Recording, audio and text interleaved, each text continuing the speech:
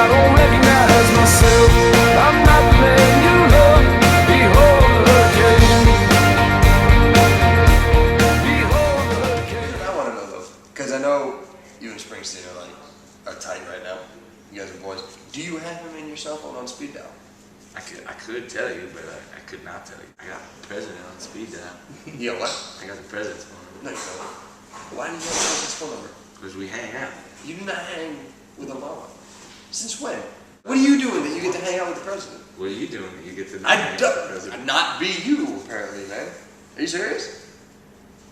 I got numbers. Don't be an ass. Like, I got numbers. You got connections. I've got connections. Who do you know? The Queen. You know Josh.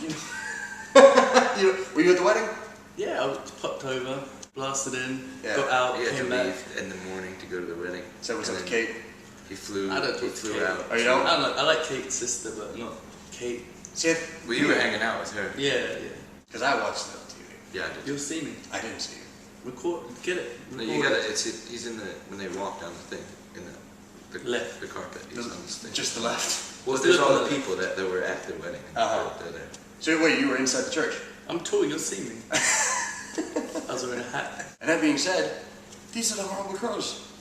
Brian Fallon, Ian Perkins. Are there plans for you guys for like a wider U.S. tour? Or We're talking about it now. Like we're trying to figure out. like what plays into that? I mean, like is it all based on like reception of the record, or I mean, like Yeah, I mean, a big part of it is how people react to it now. Because if they like it, then it's worth doing a tour.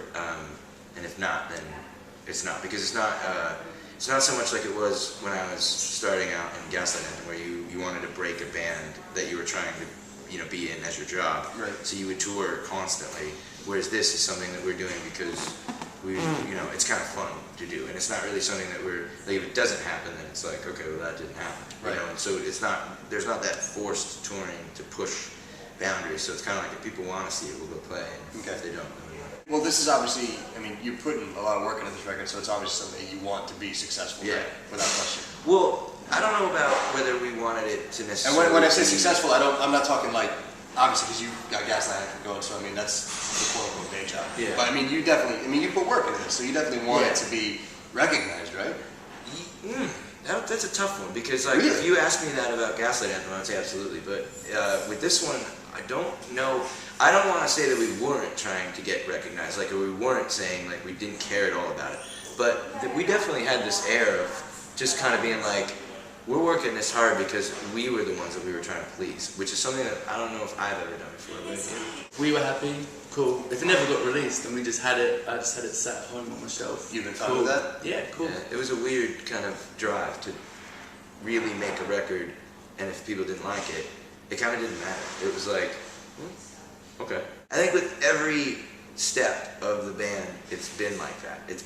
I've fully expected people to be like, I don't like that, and they haven't, which is cool. I think it's great, we like it. I just did this because I wanted to create this right here. Right. And if people don't like it, who cares? And that's the thing you get recognized for. That was the fear.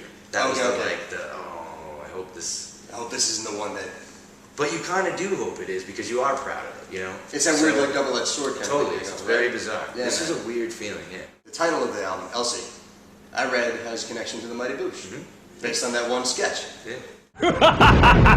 You see, Elsie boy, did you dance with her? No, I didn't. Of course you did. We all did. We bought a car, and then we started talking about like old muscle cars and how cool they are, and then we were talking about how people name cars after girls, and then you said that you were like, we should name the record after a girl. How did it come out? Like, it just came out one We day. just went through a bunch, didn't we? And then we were like, Elsie. And then as soon as I said to him, he knew where it was from. Okay. The dance. So it's like, Yeah. yeah. And then it became perfect because it was the metaphor I know in the show is a joke.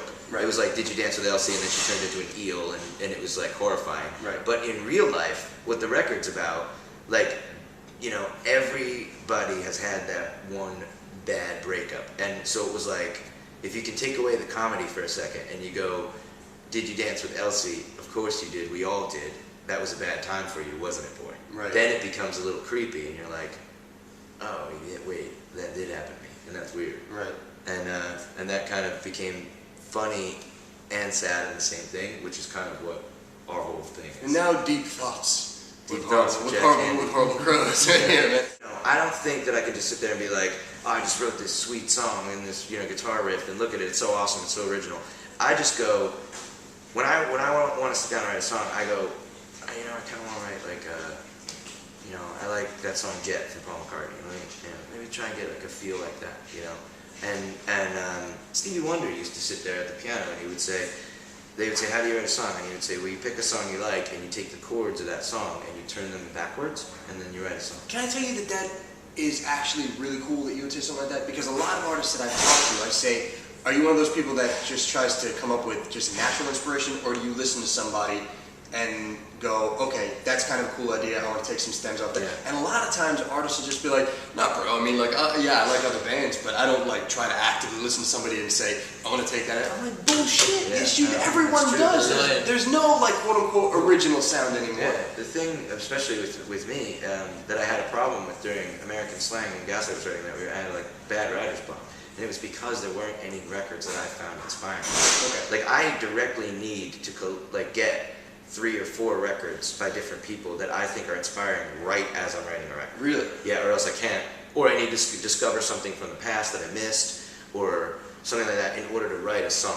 There's a review I read of the record already, and it's from a website called thisisfakediy.co.uk. It's the musical equivalent of watching a Tim Burton film. Oddly moving, nostalgic, and darkly romantic. Together, Fallon and Perkins have created the perfect 2 a.m. record. That's what we wanted to do, wasn't it? Night time. Like late night. Yeah. Oh, that's what we were talking about. Listening in the bunks. We would go when we went to bed every night. We would always be listening to records, and then we would just talk about it when we woke up in the morning, like whatever we listened to that night. And we wanted to. That's what the idea came from. We wanted to make up a record that you would listen to in our bunks, and we were like, let's write records that let's write songs that we can listen to at night. I mean, obviously, being the frontman of Gaslight Anthem, I mean, when you go and play these shows, are you planning on playing Gaslight songs as well, or is it, okay, are you mentally prepared, though, for people to start screaming out requests? Yeah, but then I also am physically prepared with a wad of 20s, and I'm going to go, I'll invite them up, and I'll give them their money back, and I'll tell them to go. Oh, all right. I probably won't really do that. I mean, that would be pretty sick if you did do that, though. That'd be pretty awesome. Do it at least once. I should. I mean, I just read this thing about when Eddie Vedder did the ukulele tour, people going, screaming out Pearl Jam songs. And he got super pissed and he walked off the stage at one point. Right. And I think we'll just play louder. I'm really good at ignoring people in the audience. Okay. Because like even Gaslight has a lot of people that yell dumb stuff. People will be like crazy. They used to be 2010 summer tour. That was like the tour of yelling. Yeah. People would just yell random stuff, like from songs to like questions to like comments to just what they would literally ask questions from their audience. They'd be like, "What car do you drive?" But it would sound like. But I think that for this stuff, we'll just ignore it. Okay. I'd be like, that ticket's more expensive. Yeah. Can't play that song. Right. The Q&A section is. I'd have to charge $50, right? No. If they want to hear Gaslight songs, I'd be like, a Gaslight ticket costs more money. I'd be like, you're gonna have to pay me a little more scratch for me to play a Gaslight song. Truthfully. Speaking of Gaslight, just to wrap things up, man. I mean, what are the plans for? Are there plans right now in the works for another album as far as like recording and stuff? What do we expect? Well, we're shooting for 25 demos, and we got 10 now. I would say that we would finish recording hopefully early winter to have a record out next summer. Okay. That would be the plan. Cool. I think. Cool. But until then, guys, Horrible Crows, LC, it's in stores right now. Brian Fallon, Ian Perkins. Thank you guys for being so candid. I appreciate it. And I don't have the president's number. I knew it. See, I was at the wedding. He was at the wedding. Were you? Yeah. The most famous number. Don't fuck with me. I was there. I'm just saying. Look on the left. The coolest number. I'll tell you. All right, before we wrap up. All right, go ahead. The most famous number is the coolest number. I think is when I got Brian Keenan's number from Bouncing Souls.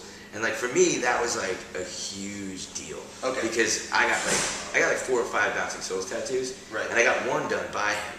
But that was like the moment where I was like, oh man, this is fucking awesome. My friend just got Mike Ness's phone number, and I don't have that. So I was like, you need that number. I know. And he called me up and he was like, I got Mike Ness's phone number. He was like, he just gave it to me, and I was like, You do like a trading company. Like, all right, I'll give you this guy, this guy, this guy for. If I could get Eddie Vedder's phone number though, I would take that over all the rest of them. Really? I'll forward this to Eddie Vedder. I'll let him know what's up. Just He be like, wrote me a "All letter right." one time. Did he? Yep. What? He wrote me a letter. I think we covered Stay 11 Trust on Jimmy Fallon, and he saw it, and I think he liked it. And he wrote me a letter about the band, about my band, kind of, which was like really cool because it was weird because it was the exact time where I needed exactly what he said. Okay. And it was like, that's weird. And Eddie Vedder shows up and hands you a letter, and you're like, That's all right, like that's gotta be moving. totally. Sure. Like that was like I still haven't really digested that one. Awesome. Probably gonna write a song about that one. You should definitely do Totally. it. Call it Eddie's Letter or something like that. But thank you guys for watching again. The Horrible Crows LC in stores right now. Pick it up or not. Or not. They don't really care. But care for you. whatever. No, actually, pick it up because we said we agreed that we would both buy Porsches before we were 40, and I don't think Time's ticking. Time is ticking, and it ain't happening so far. And then also go check them out on the road, horriblecrows.com for all the tour dates. Thank you guys again. I really do appreciate it. Thank you.